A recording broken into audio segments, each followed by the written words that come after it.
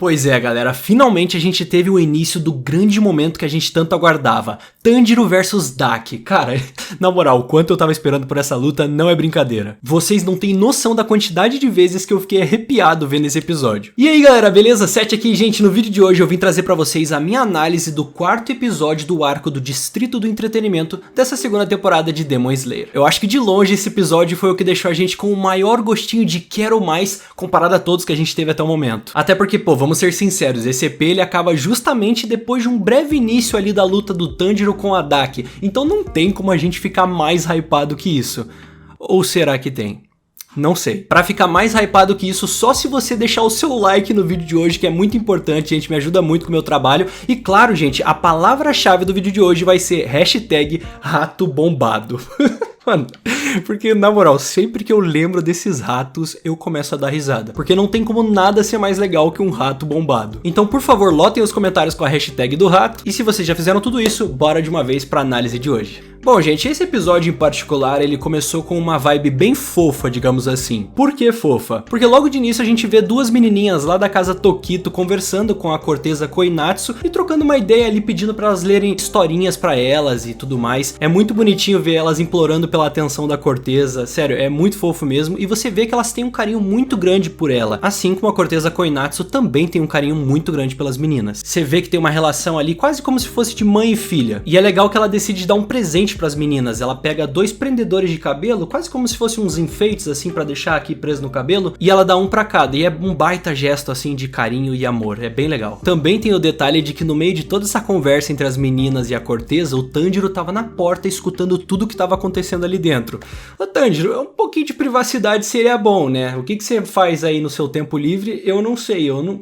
enfim, o Tanjirina tá que tá. Mas é bacana, porque a gente vê que, pô, se o Tanjiro, que é o cara mais gentil do mundo, percebe que ela tá sendo gentil, é porque tá tudo certo. Depois disso, rola a abertura do episódio e a gente dá de cara com o proprietário daquela mulher que faleceu num dos últimos episódios. Lembra que o Zenitsu tava contando pra gente que teve uma mulher, né, a esposa de um dos proprietários, que faleceu do nada, e depois a gente foi descobrir que era o Mitsu? Então, o esposo dessa mulher que faleceu é um dos proprietários, e ele tá pé da vida, ele não quer saber de mais nada, ele não tá nem aí que a Zenko sumiu, ele não tá mais nem aí pra nada, e ele não vai iniciar uma busca atrás delas, porque, sabe, ele já desistiu. Pra ele já tá acabado, ele já perdeu a esposa, as mulheres estão fugindo, e você vê que ele não tá nem aí pra nada, basicamente. A mulher que foi avisar, né, sobre o sumiço da Zenko, ela até tenta insistir pra ele procurar por elas, né, mas cara, você vê que o cara tá já esgotado, completamente derrotado já. Pô, afinal de contas, vamos ser sinceros, você perder a esposa e depois perder as mulheres da sua casa, é complicado. Depois disso, a gente tem uma das melhores cenas do episódio, que é um momento incrível do Inosuke com o Tanjiro no telhado, conversando, e cara, é sensacional. O Inosuke, ele basicamente tá tentando explicar que tem um Oni na casa dele e que ele precisa que o Tanjiro vá até lá com ele investigar. Só que, tipo assim, o Inosuke, ele não sabe explicar direito como que é esse Oni, e ele começa a fazer uns gestos, tipo, imitar uns monstros, fazer tipo uns negócios assim com a mão,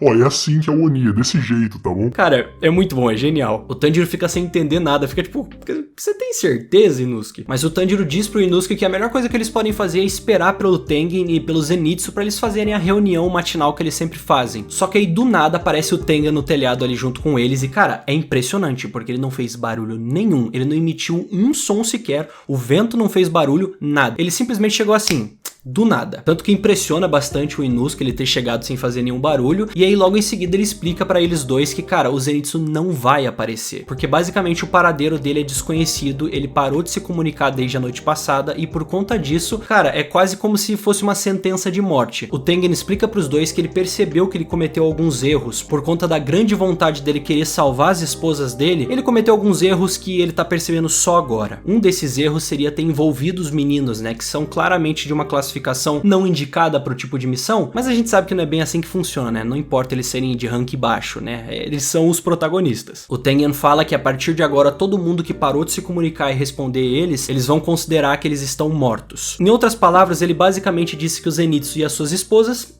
morreram. O Tanjiro e o Inosuke claramente não ficam nada contentes com isso, eles querem ajudar, só que o Tengen em seguida ele explica que, ó, vocês voltem pra casa, saiam do distrito, é muito perigoso, se for um lua superior vocês não vão dar conta. E ele também fala pro Tanjiro que não é pra ele sentir vergonha de vazar, né, de fugir basicamente, que os verdadeiros vencedores são aqueles que sobrevivem e ficam vivos. É complicado, mas a gente sabe que o Tanjiro e o Inosuke eles não vão obedecer o Tengen e eles não vão embora, eles vão continuar. Até parece que eles iam deixar os Zenitsu assim, ó, sumiu os Zenitsu, é isso aí, tamo de boa, vamos voltar. Isso não vai acontecer, né? Depois que o Tengen vai embora, o Tanjiro se pergunta ali com o Inosuke de qual que é o motivo dele não confiar neles. Será que é realmente o nível de classificação deles, por ser muito baixo? Só que aí, nesse mesmo momento, o Inosuke ele lembra o Tanjiro de que, cara, eles já não são a mesma classificação que eles eram antes, no caso a mais baixa de todas. Eles estão numa classificação um pouquinho mais alta agora. O Inosuke começa a explicar pro Tanjiro e pra gente que tá assistindo o episódio que a classificação atual deles é a Kanoe. É exatamente uma classificação abaixo da Kanao. E é engraçado que a gente vê que quem tá nessa mesma classificação é o Murata, né? O nosso querido figurante que quase nunca aparece. Rola uma mini briga ali entre o Inosuke e o Murata nos pensamentos ali do episódio, e a gente entende um pouquinho mais sobre a classificação e como que ela funciona. Inclusive a gente descobre, né, o Inosuke mostra pra gente que se ele flexionar os músculos da mão, basicamente a marca vai aparecer na mão dele, né, o nível de classificação dele dentro do esquadrão de exterminadores de demônios. E o detalhe engraçado dessa cena é que o Tanjiro não tinha ideia que ele conseguia fazer isso, ou melhor, que ele podia fazer isso, né, de flexionar os músculos e aparecer a marca assim. E cara, é o Tanjiro, normalmente é ele que sabe de tudo, anota tudo bonitinho, mas ele não sabia.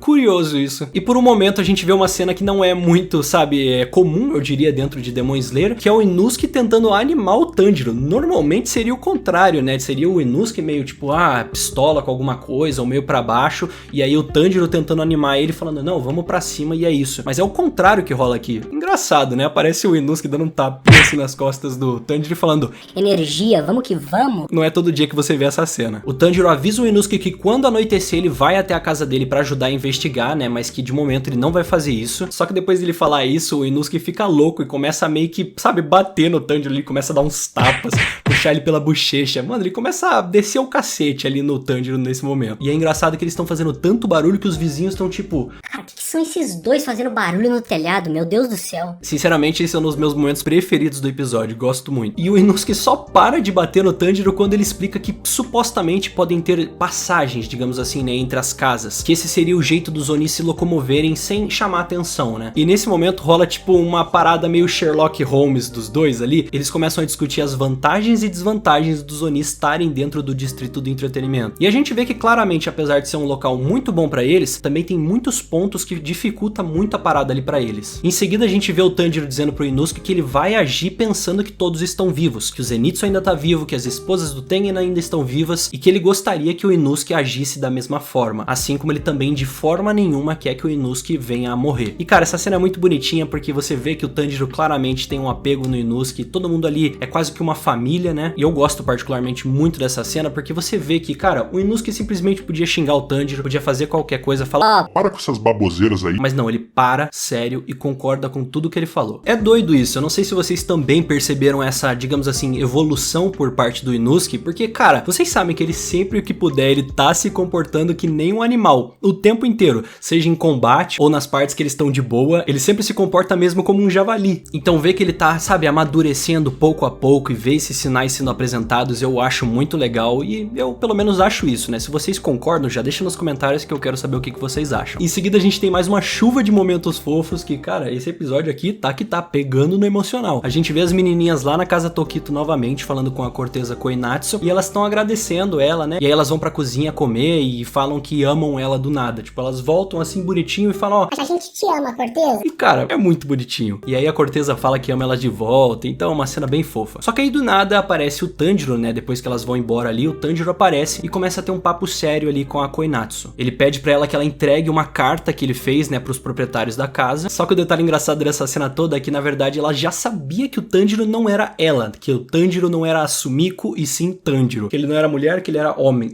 Ficou meio confuso, mas eu acho que vocês entenderam. O Tanjiro, ele fica meio em choque ali pensando, cara... Como assim? Eu fui descoberto. Tudo deu errado ou deu certo?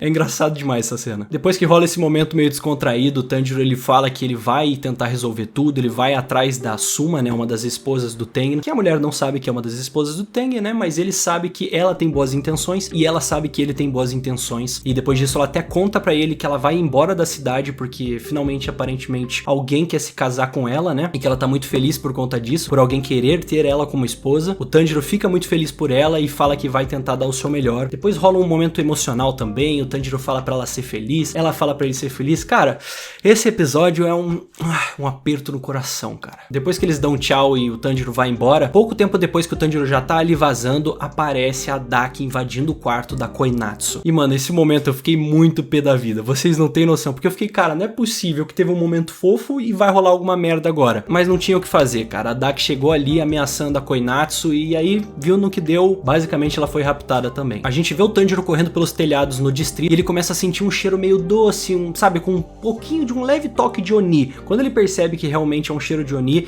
ele já fica completamente preocupado e aí nisso a gente tem um corte de cena e a gente vê o que o Inosuke tá fazendo. E cara, esse momento talvez seja o mais engraçado do episódio inteiro. O Inosuke perde a paciência que o Tanjiro ainda não chegou lá pra ajudar ele e ele simplesmente pula no teto, quebra o teto com a cabeça e simplesmente no meio do nada surgem dois ratos completamente bombados. Lembra da hashtag rato bombado? Se você não comentou ainda, comenta, porque é nesse momento que eles aparecem e sabe, eles chegam lá tipo... exibindo os músculos assim, tipo... Muki, não sei o que, Muki pra lá, Muki pra cá. Mano, é sensacional. E eles estão carregando as espadas do Inosuke. Eles trazem as espadas dele pra ele e ele fica falando, cara, eu preciso desses ratos, eu preciso usar esses ratos também. É nesse momento que eu me pergunto o que a autora de Demon Slayer tava pensando quando ela falou, cara, por que não ratos treinados? Por que não, né?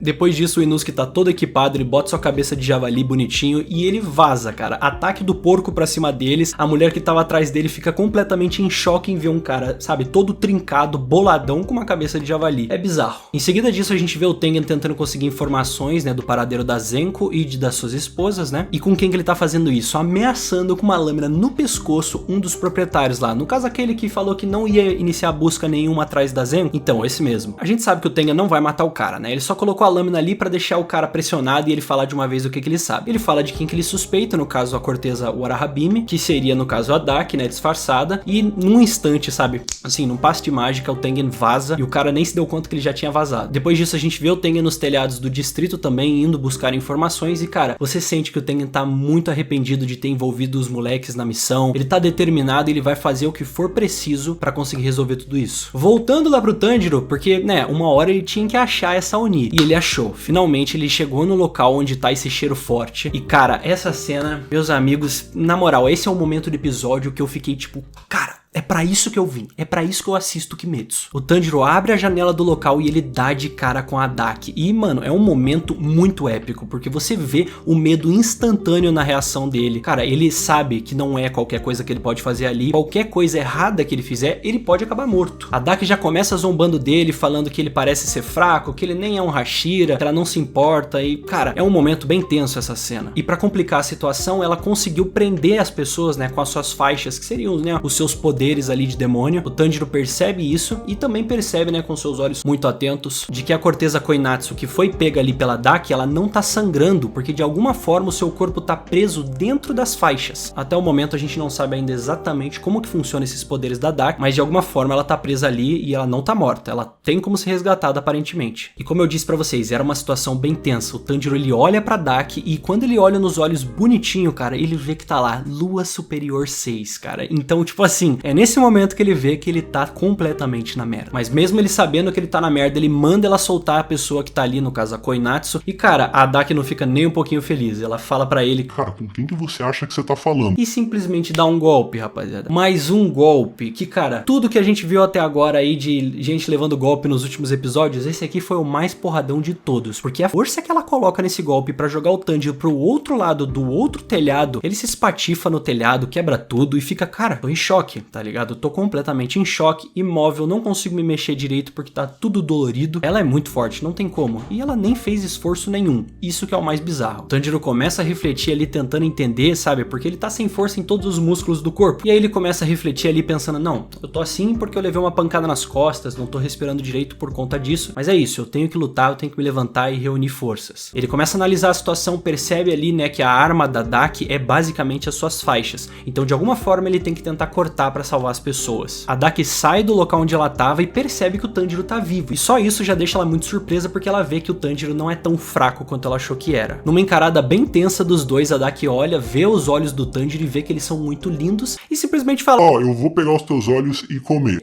É nóis. Quando o Tanjiro tá se preparando pra atacar a alça da caixa, né, que tá a Nezuko escondida dentro, ela simplesmente parte, assim, ela rasga. E aí ele percebe que não vai dar pra lutar segurando a Nezuko nas costas. É tipo o Rock Lee quando tira as tornozeleiras, tá ligado? O Tanjiro, ele tirou ali a caixa e como se fosse pior pra ele. Não, vai ajudar nos movimentos, pô. A gente vê de relance a Nezuko ali dentro, toda fofinha, cara, toda preocupada com o Tanjiro, é muito bom. Mas o Tanjiro fala pra ela não sair de dentro da caixa até que a vida dela não esteja em perigo. E aí sim, finalmente, o Tanjiro realmente vai atacar. Com a quarta forma da respiração da água, ele parte pra cima da Daki. E meus amigos, esse é o momento. Aquele momento que eu falei que a gente tanto tava esperando, esse é o momento. Eu simplesmente fiquei sem palavras, gente. Do início dessa luta até a última parte que ela dá um stop, eu fiquei sem palavras. O Tanjiro começa a dar golpes no ar pra se defender e desviar, né, dos ataques da Daki com as faixas. E cara, é lindo. Toda a montagem da cena é perfeita, cinematograficamente falando mesmo. É muito lindo. Chega um momento ali que depois de tanto desviar e tentar rebater os golpes da Daki, ele vê uma oportunidade e consegue cortar uma das faixas. E essa parte que ele conseguiu cortar é onde estava a corteza Koinatsu. Ou seja, digamos assim, meio que ele conseguiu já salvar uma pessoa. Só que obviamente ela ainda tá presa dentro da faixa. Então, né, não salvou de vez ainda. E cara, a Daki nesse momento ela tá pistolaça, porque ela vê o potencial no Tanjiro. Ela vê que os movimentos dele não foram nada ruins no ar, mas que não é pra ele ficar se apegando muito nisso não, que ele é como se fosse um rato prestes a morrer. E na moral, nesse momento, pra mim é uma das minhas cenas preferidas também desse episódio, porque cara, você vê que o Tanjiro sabe que ele tá numa situação de vida ou morte. Ele sabe que se ele fizer qualquer cagada, ele vai acabar morto, mas que não é momento pra ele desistir, não é momento pra ele pensar em coisas ruins, ele tem que estar confiante pra esse combate. A música de fundo começa a dar uma subidinha bem de levemente nessa parte e o Tanjiro ele se prepara com tudo. Você vê nos olhos do Tanjiro nesse momento que o peso da responsabilidade toda vai subindo nele e ele começa a entender a situação que ele tá. Ele pode estar sim aflito e com medo, não sabendo se ele vai conseguir vencer ela, mas não importa isso no fim das contas, ele tem que vencer ela, ele vai vencer ela. Cara, sinceramente, gente, esse foi o melhor episódio disparado até agora. Eu adorei esse episódio, muito, muito, muito bom. Eu tô sem palavras, de verdade. Ou melhor, eu falei muito e agora eu tô sem palavras.